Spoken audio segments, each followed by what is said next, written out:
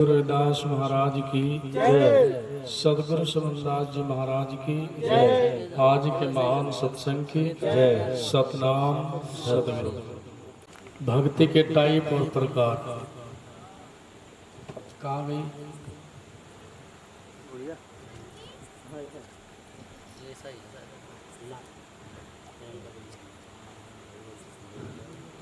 What is the meaning of devotion? भक्ति के प्रकार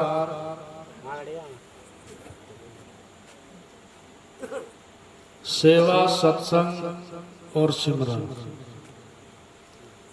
सबसे पहले जिस कौम में हम जन्मे, जिन संतों, महापुरुषों और गुरुओं का एक दरबार लगा है कि हम उनको कितना जानते हैं और कितना मानते हैं, और हम कितनी उनकी शरण में जाकर के इस समाज का उद्धार करने के लिए सेवा करते हैं, और कितना सत्संग करते हैं और कितना सिमरन करते हैं। क्योंकि जो लोग, जो समाज पढ़ लिख करके अपने संतों, महापुरुषों के नाम की सेवा करना नहीं जानते, वो लोग जीने के लिए भले जिए जाएं, लेकिन उन्हें जीने का कोई हक अधिकार नहीं है। हम नकल करते हैं औरों की, बड़ी बड़ी बातें करते हैं, ऊंची ऊंची बातें करते हैं, लेकिन हमें खुद पता नहीं कि हम कहाँ जा रहे हैं। जैसे सुराही लिए हाथ में पल पल दरस करावे, औरो आगे करे चांदना आप अंधेरा पावे, अमल करे सो ही पावे। हम दूसरों को ज्ञान विचार तो बांटते हैं, लेकिन खुद उस पर अमल नहीं करते। हम अपने गुरुओं, अपने संतों, अपने महापुरुषों को भूलकर अन्य संतों और गुरुओं को ज्यादा मानते, उनको ज्यादा श्रेष्ठतम समझते हैं। क्या मैं पूछना चाहता हूं, गुरु रविदास जी महाराज की भक्ति में आप लोगों को क्यों शक है? मानते हो गुरु रविदास जी को? उनको जानते हो? नहीं। इसलिए समाज दूसरों की नकल ज्यादा करता है। कोई ईसाई बन रहा है, कोई निरंकारी, कोई राधा स्वामी, कोई आसाराम, कोई सरसा जाते हैं। समुदाय वर्ण और भी हैं। सिख समुदाय है, इस्लाम धर्म है, वो अपने धर्म को छोड़कर कहीं जाने के लिए तैयार नहीं। ऐसी विडंबना, ऐसी चिंता आप ही लोगों को क्यों है? क्योंकि गुरु रविदास जी महाराज संसार के अंदर सर्वोत्तम भक्ति के मालिक हुए हैं। चाहे उसमें कबीर साहब जी हुए, नानक जी हुए, दादू हुए, पलटू हुए, सदना सैन भगत हुए, सबने संत शिरोमणि गुरु रविदास जी महाराज को संत शिरोमणि की उपाधि से नवाजा, सब संतों के सर के ताज। लेकिन बड़े दुर्भाग्य की बात है, अगर ऐसे संतों, महापुरुषों के इस कौम में जन्म लेने के बाद भी समाज का भ्रम ना मिटता हो, दुनिया में ऐसा कोई स्थान नहीं होगा कि समाज का भ्रम कहीं मिट सकता होगा। ज्यादा दूर जाने की आवश्यकता नहीं कि मड़ी मसानी शीतला भैरव भूत हनुमंत वे सतगुरु से न्यारे रहे जो इनको पूजन। अभी चल रहा है सिलसिला चाप का, क्योंकि यहीं पर हमें आकर के पता चला, कंदूरी, चाप नहीं कंदूरी, कि लोग कहाँ जा रहे हैं ट्रॉलियां भर भर कर। अभी नकुड़ के पास, सरसावा से नकुड़ जो रोड जाता है, वहां पर एक ट्रॉली पलटी। हमारे समाज की माएं बहनें रही, जिनको चोटें आए, मौत भी हुई। उससे पहले आप ही का गांव बोंदगी पड़ता है नजदीक, पिछले साल यहाँ पर भी एक ट्रॉली नाले में पलटी, छोटे छोटे बच्चे मरे जिनका कुछ पता नहीं हुआ। और उससे पहले गंडेवड़ के पास एक ट्रॉली पलटी, वहां भी भारी संख्या में लोग मरे। तो what is the meaning of devotion? हम बात करते हैं लेकिन हमें खुद पता नहीं कि हम कहां जा रहे हैं। ऐसी क्या संशय है कि हम गुरु रविदास जी महाराज को नहीं मानते? ऐसी क्या कमी उनकी भक्ति में आप लोगों ने देखी कि आपका मन यहाँ पर स्थिर नहीं है? सतगुरु समनदास जी महाराज जिन्होंने घर घर जाकर, गांव गांव जाकर, पूरे देश का भ्रमण करके, नेपाल जैसे राज्यों में, देशों में जाकर के लोगों को भक्ति का मार्ग दर्शाया, परमार्थ बताया, स्पिरिचुअलिटी बताई, अध्यात्मवाद बताया, लेकिन फिर भी हम पीछे ही रहे। क्या आज भी पीछे रहने की जरूरत है? नहीं। अगर हम आज भी इकट्ठे नहीं हुए, यूनिटी स्ट्रेंथ, एकता में सदा बल होता है, लेकिन जब तक समाज एक ना होगा, इस समाज का ना उद्धार होगा और ना ही इस समाज का कोई कारवा बन सकता है। कारवा तो बहुत संतों ने दिए, गुरु रविदास जी आए, साहेब कबीर जी आए, नानक जी आए, जिन्होंने भक्ति मार्ग दर्शाया, लेकिन सर्वोत्तम गुणों से भरपूर निर्गुण भक्ति की खान संत शिरोमणि रविदास जी महाराज, जिन्होंने संसार को भक्ति का मार्ग दिखाया। लेकिन हम आज भी अंधेरे में हैं, अज्ञानता में हैं, अपने संतों महापुरुषों को छोड़कर अन्य स्थानों पर जाते हैं कि हर सा हीरा छाट कर नर करे आन की आस, वे नरियमपुर जाएंगे सतभाषे गुरु रविदास। ये कथन संत शिरोमणि गुरु रविदास जी महाराज का है कि जो लोग इस हीरे रूपी जन्म को छोड़कर अन्य स्थानों पर माथा टेकते हैं, जाते हैं, आन को मानते हैं, वो लोग निश्चित ही नरक में जाएंगे। ये कथन मैं नहीं, संत शिरोमणि गुरु रविदास जी महाराज दर्शा रहे हैं।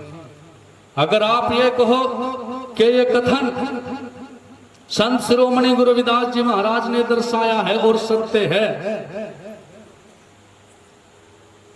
कि सेवा, सत्संग और सिमरन, सबसे पहले तो सच और झूठ का फर्क जानना है कि झूठ क्या है और सच क्या है। जब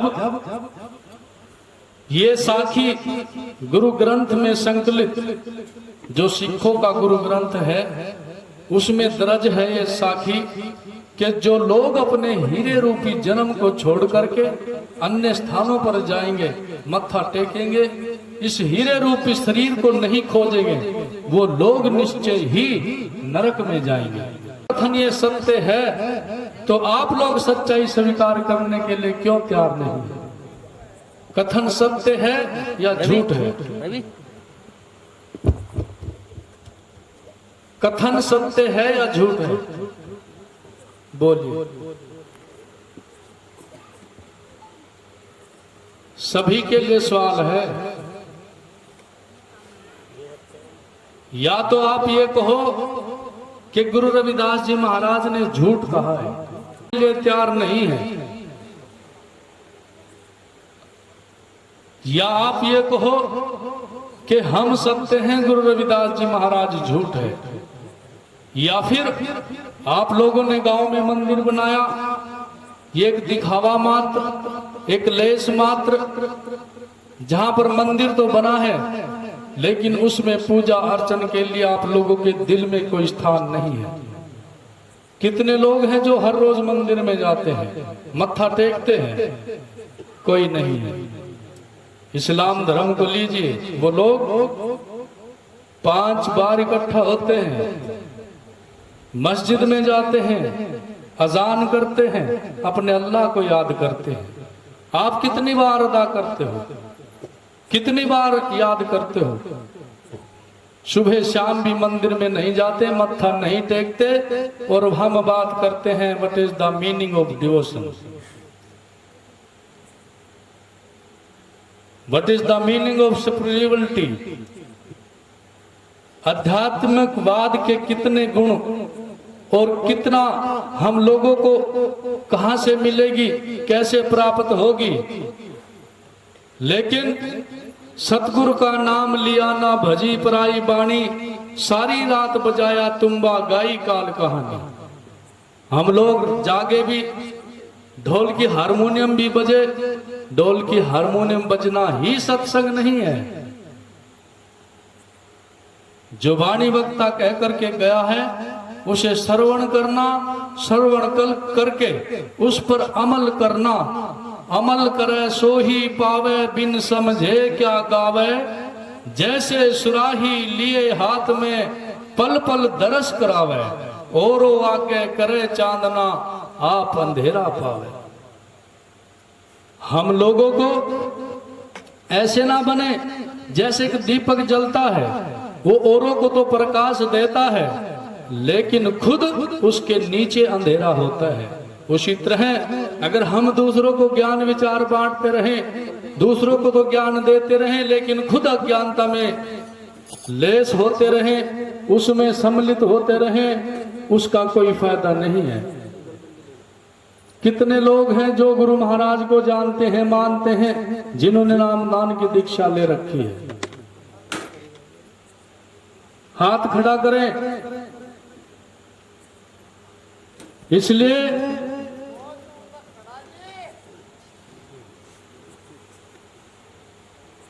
ये बात इशारा करती है कि हम लोगों को दिल और अंतरात्मा से अपने सतगुरु का मनन करना चाहिए। बातें करने से कोई लाभ नहीं। मेरा सीधा इशारा समाज के उन लोगों पर है जो अपने गुरुओं को छोड़कर, अपनी मशीनरी मिशन को छोड़ करके दूसरों के गुण गाते हो, दूसरों के उपमाएं गाते हो। वो लोग समाज और संतों के भी गुनाहगार हैं। इसमें कोई दो राय नहीं है, ना ही इसमें कोई शक है। इसलिए गुरु प्रेमियों, जो लोग जिन्होंने समाज को उभारने के लिए, समाज को जगाने के लिए अपने बच्चों का बलिदान दे दिया, आहुति चढ़ा दियो समाज के लिए, अगर हम उन महापुरुषों को ना जानते हो, मानते हो, तो मानव जीवन पर धिक्कार है। तो मेरा तो इस मंच के माध्यम से उन्हीं लोगों को संदेश है जो अपने संतों गुरुओं को छोड़कर अन्य स्थानों पर जाते हो, उनको मानते हो और अपने महापुरुषों को साइड में रख देते हैं। मेरा उन्हीं लोगों को संदेश है। सभी प्रेम से बोलिए जगत गुरु रविदास महाराज की जय। शिरोमणि सद्गुरु रविदास महाराज जी का जो सत्संग है वो क्या है? संत सभी के लिए समान है। वो हमारी ही कौम नहीं, अन्य कौम से भी है। जितने भी राजे महाराजे आए, सदन कसाई इस्लाम धर्म से बिलोंग करते थे, और ऐसे बहुत से राजा हुए, राणा सांगा हुए, रतन सेन हुए, मीराबाई हुई, क्योंकि संतों की शरण में भक्ति प्रवान है, यहाँ जाति प्रवान नहीं है। लेकिन हम लोग, बात उस समाज की है, उस मिशन की है कि हम ही लोग अपने संतों को छोड़ करके अन्य ही मिशनों को क्यों ज्यादा पसंद करते हैं। क्या यहाँ कोई सम्मान नहीं, या कोई यहाँ भक्ति की कोई धारा नहीं? ऐसा क्या कारण है? जो हम शहरी सो मीत हमारा, ऊंचा कुल नीचा मता, सब कर्मों की हार, नीचा कुल ऊंचा मता, धन गुरु रविदास चमार। अगर दी गई है, अगर कोई कैसा भी कार्य करता रहा, जिसने बड़ाई का काम किया उसे बड़ाई बता दिया गया, नाई का काम किया नाई बता दिया गया, और चरमकार का काम करने लगा चमार बता दिया गया। लेकिन चमार शब्द चा से चाम, माँ से मास, हा से हाड, रा से रक्त, चार धात चमार की है। अगर इनसे अलग संसार में कोई है, क्योंकि सर्वोत्तम चमार शब्द जिसकी चार धातुएं चमार शब्द का अगर हम संधि विच्छेद करते हैं तो सर्वश्रेष्ठ सर्वसंपन्न गुण चमार शब्द का ही बखान होता है। क्योंकि कहा गया है आप भी चाम के मैं भी चाम का जगत पसारा, कौन रे पड़ी चाम से न्यारा। ये मैं नहीं कह रहा, सदगुरु महाराज ने कहा है, वही बात हमने कही कि चा से चाम, माँ से मांस, रा से रक्त, हा से हाड, के संसार में अगर कोई चमार से अलग हो तो गुरु रविदास जी महाराज कह रहे हैं कि मैं उस इंसान को अपना गुरु मानने के लिए तैयार हूं। तो यही प्रश्न है सदगुरु रविदास महाराज जी का सत्संग। आज का सत्संग एक ऐसे समाज में जन्मे जिसमें हम ही नहीं सभी कौम वर्ण के लोग आते हैं, जहां समानता, स्वतंत्रता, बंधुता, हर लोग बेगमपुरा शहर को नाव, उस बेगमपुर देश को जिसकी कल्पना संत श्रोमणी गुरु रविदास जी महाराज ने दर्शाई है कि हम ऐसे राज्य की स्थापना चाहते हैं जहां पर लोग आर्थिक दृष्टि से, सामाजिक दृष्टि से, राजनीतिक दृष्टि से समान हो, सभी को रोटी कपड़ा मकान मिले और सत्संग के माध्यम से हम लोग अपने शरीर का शोध करना, आत्मा का बोध करना, ज्ञान होना, वही सत्संग की धाराओं से हमें जोड़ता है, अध्यात्मवाद से जोड़ता है, जिसके करने से इंसान के जन्म जन्मांतर के बंधन कटते हो, जन्म जन्मांतर का अंधेरा दूर होता हो। सतगुरु वचन दीपक है जो संग लेकर चले साथी, जगत अंधेरी कोठरी कभी ना भटकत पाती। जो लोग संसार में गुरु रूपी दीपक को अपने संग लेकर के चलते हैं, वो संसार में कहीं भी चले जाएं, उन्हें कभी कोई हानि नहीं होती।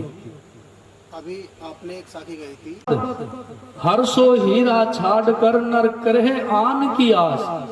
आन जो चीज, जो वस्तु हमारे ऊपर जबरदस्ती लाद दी गई हो, थोप दी गई हो, आन जो परंपराएं जिसका हमने शोध नहीं किया, उसको बिना शोधे हम लोग मान रहे हैं, वो जबरदस्ती थोप दी गई है और उसको हम मानने के लिए आज भी आतुर हैं। जैसे